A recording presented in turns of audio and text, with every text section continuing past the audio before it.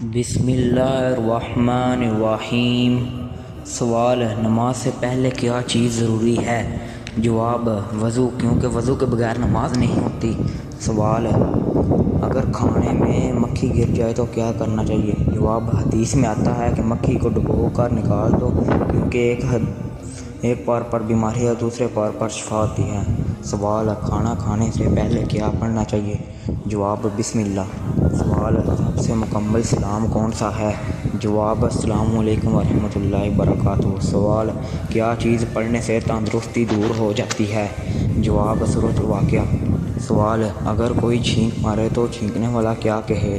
جواب: الحمدللہ۔ سوال: چھینک سننے والا کیا جواب دے؟ یرحمک اللہ۔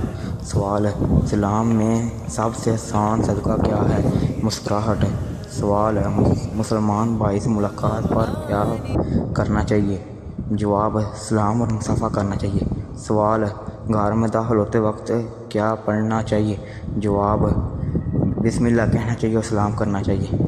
سوال: گھر سے باہر نکلتے وقت کون سی دعا پڑھنی چاہیے؟ جواب: بسم اللہ توکلت علی اللہ۔